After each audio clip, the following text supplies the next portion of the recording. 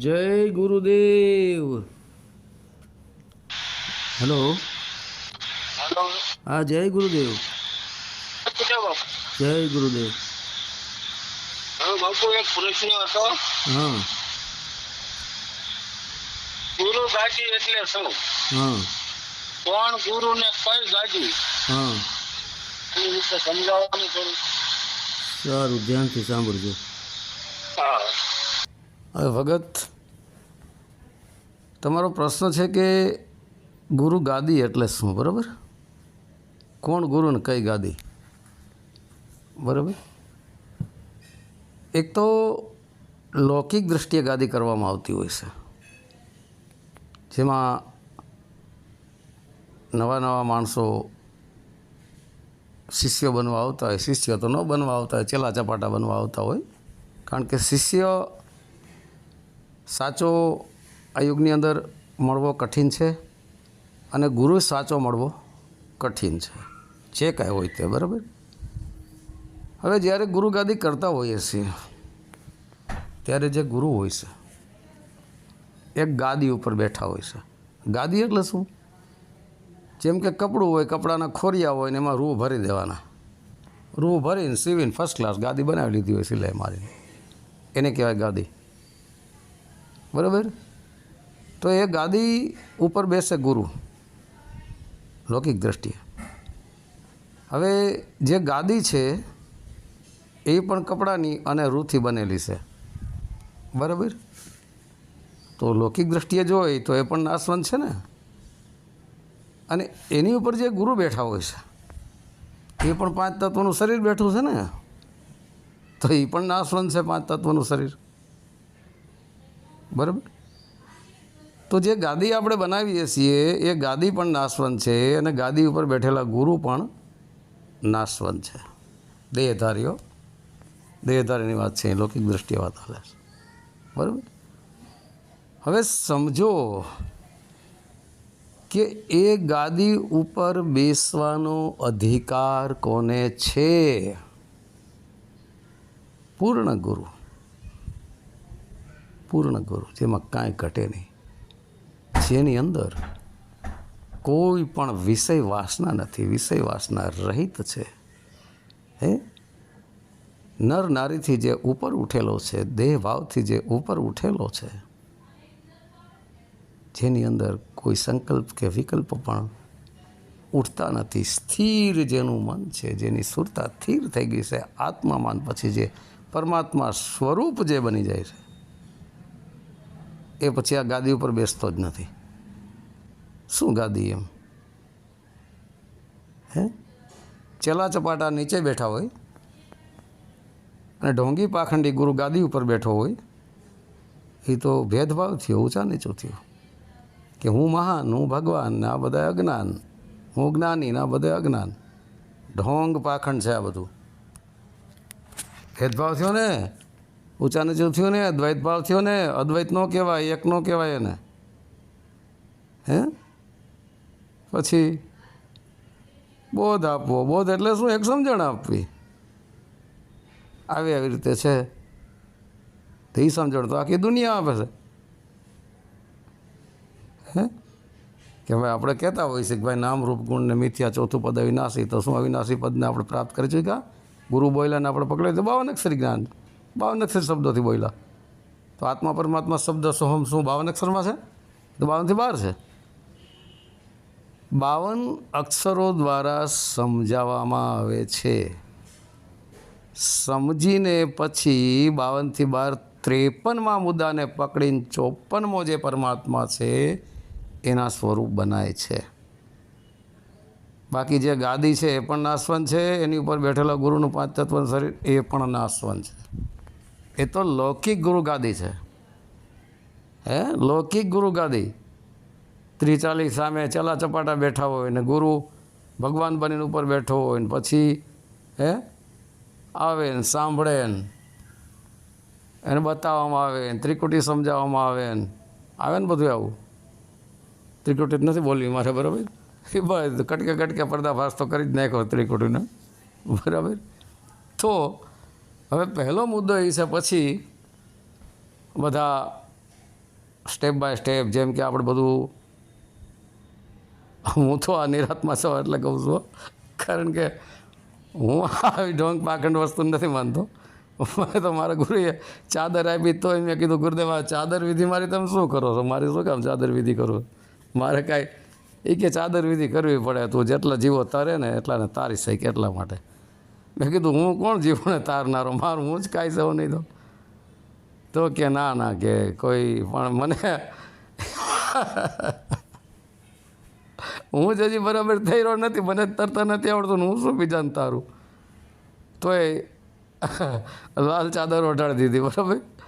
એટલે મેં કીધું ગુરુજી, મારા ગુરુનું નામ હું બધા ઘણા ઓડિયોમાં બોલ્યો છું બરાબર, નાગર બાપા રાજકોટવાળા, પંચાવન બાપાના શિષ્ય બરાબર, નાગર બાપાના અમીર બાપા, એ બે ગુરુભાઈ. હવે તો એમાં મેં કીધું, મેં ગુરુદેવ આ તો છે ને, આ શું છે, આ તમે જે મને લાલ ચાદર ઓઢાડી આ તો કપડાથી બનેલી, આ ચાદર વિધિ તમે મારી કરો છો, તો આ ચાદરની વિધિ તો ઓલા મિલમાં થઈ જ ગઈ છે, અથવા તો વણાટથી વણ્યું એને થઈ ગઈ છે, કરી જ નાખી છે. એક એક દોરો ભેગો કરી, એક દોરાની વિધિને ભેગી કરીને ચાદર બનાવીને પછી એમાં રંગ નાખી દીધો લાલ અને રંગી નાખી, એ વિધિ થઈ જ ગઈ ચાદરની. તો આ તમે કઈ ચાદર વિધિ કરો છો મારી? એમ તો કે આ ચાદર વિધિ, આ કહેતા મને પછી ઓઢાડી ચાદર. એટલે મેં કીધું ગુરુદેવ આ છે ને તમે મને ચાદર ઓઢાડી બરાબર છે, હું માનું છું બરાબર, હું ગુરુ આજ્ઞાનું ઉલ્લંઘન નહીં કરું બરાબર, પણ હું શિષ્ય નહીં બનાવવા, તમને પહેલાં કહી દઉં, ચેલા ચપાટા તું બનાવીશ નહીં, કારણ કે શિષ્યો તો મળવા કઠિન છે, ચેલા ચપાટા હું નહીં બનાવું.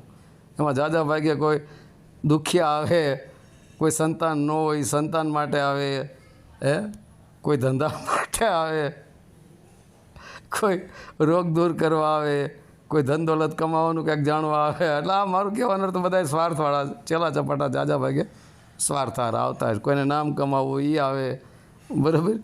ચલો ઠીક છે બધું, પણ ગુરુદેવ એક વાત કહો કે આ ચાદર તો મને આપી, તમે જે કાંઈ વિધિ કરી, ચાદરની વિધિ પહેલાં થઈ જ ગઈ છે, પણ આ ચાદર મને જ્યારે શિયાળો આવે ને ત્યારે ઓઢવામાં કામ લાગશે બરાબર, ઠંડી નહીં લાગે એટલે ઓઢવામાં કામ લાગશે. સારું લાવો એટલે મેં કીધું ઓઢીશ શિયાળામાં બરાબર. બાકી તમારી ચાદર વિધિ તો કરી જ નાખી છે, નથી કરી નાખી મારી ચાદર વિધિ કરી જ નાખી છે. એક તો 5 તત્વની ચાદર સીધી ડાયરેક્ટ મારા માતા પિતા દ્વારા પહેરવામાં આવી છે બરાબર. પિતાનું શુક્ર માતાનું રજ મળીને મારું ધરતી આકાશ વાયુની 5 તત્વની આ ચાદર તો મારી બનેલી છે, આ માતા પિતા દ્વારા બનાવવામાં આવી.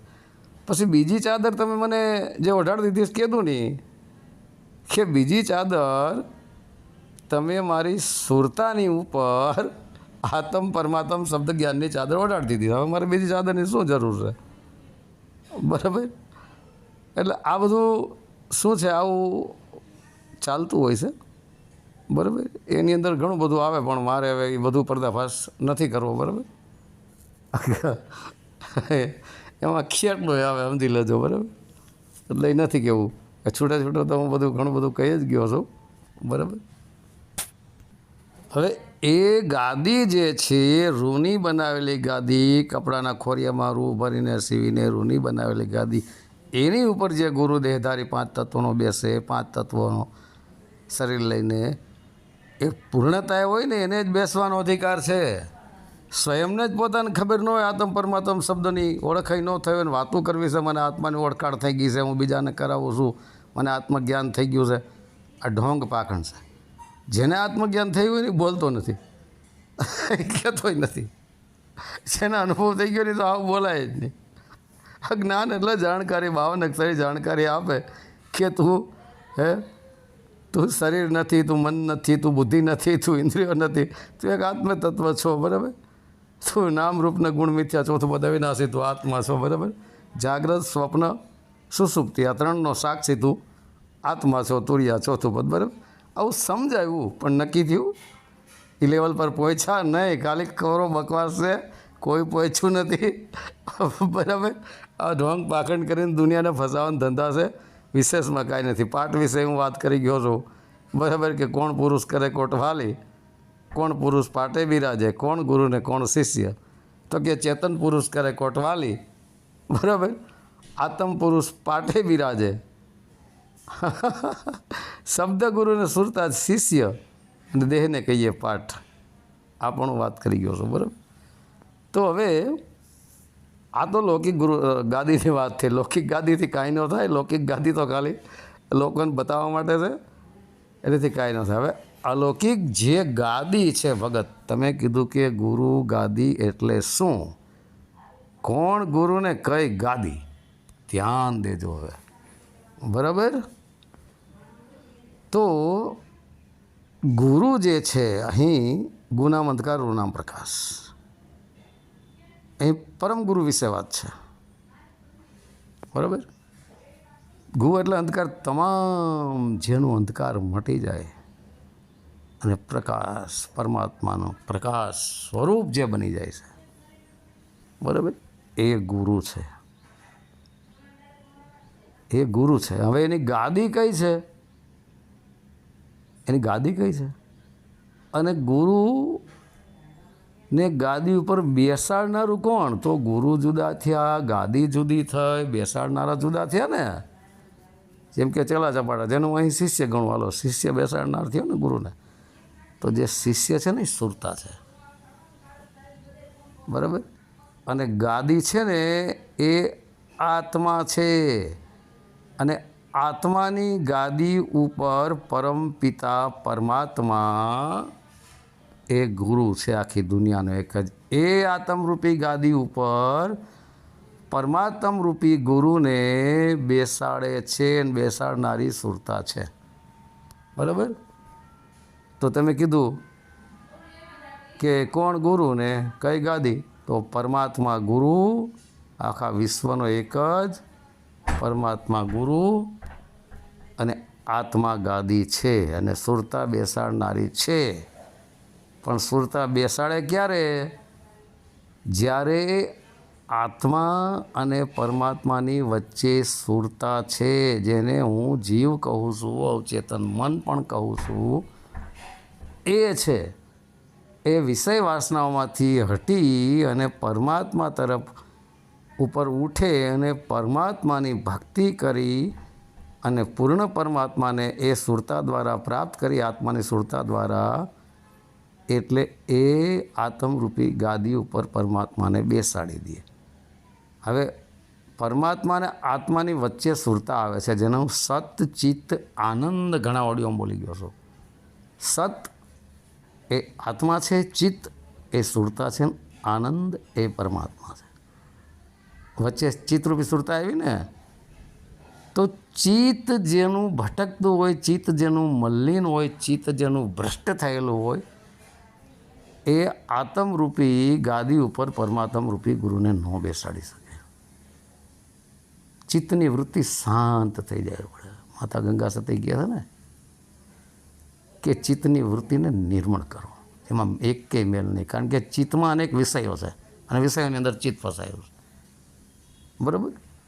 હું ઘણા ઓડિયોમાં બોલું છું કે તમે નીચે જોવો એટલે તમને આસમાન નહીં દેખાય, અને આસમાન જોવો એટલે ધરતી નહીં દેખાય, બરાબર. તો કાં તમે નીચે જોવું હોય તો તમે માયામાં છો, આસમાનમાં જોવું હોય તો તમે પરમાત્મામાં છો. પરમાત્માને સમજી લ્યો. આસમાન, પરમાત્મા તો આસમાનથી ઉપર છે, સમજવા માટે કહું છું. તો આત્માની સુરતા ધરતીરૂપી વિષય વાસનામાં ફસાયેલી છે, પ્રકૃતિમાં ફસાયેલી છે, ત્યાં સુધી આસમાનરૂપી પરમાત્મા તરફ એની દૃષ્ટિ નથી જાતી. દૃષ્ટિ એ જ સુરતા. દૃષ્ટિ એટલે ધ્યાન, ધ્યાન એટલે એ જ સુરતા.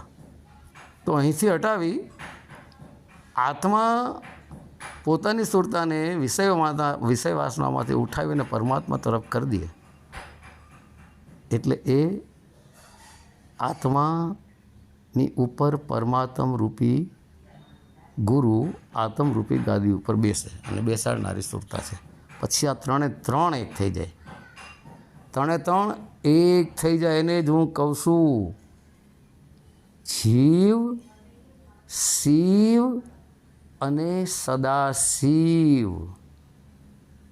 જીવ એ વિષય વાસનામાં ફસાયેલો, શિવ એ આત્મા, અને સદાશિવ એ પરમાત્મા.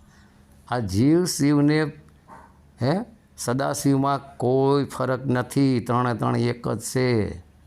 આ જીવ શિવને પીવ, પીવ એ જ પરમાત્મા છે. આ ત્રણે એક જ છે. આ ગીતામાં એટલા માટે કહેવામાં આવ્યું ક્ષર પુરુષ, અક્ષર પુરુષ ને પરમ અક્ષર પુરુષ. ક્ષર પુરુષ એટલે આ 52 અક્ષરી સમજો. 52 અક્ષરીને પ્રગટ કરે છે કોણ? જીવ, જીવરૂપી સુરતા.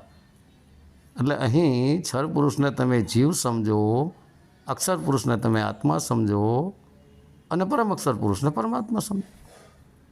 આ રીતનું છે, બરાબર.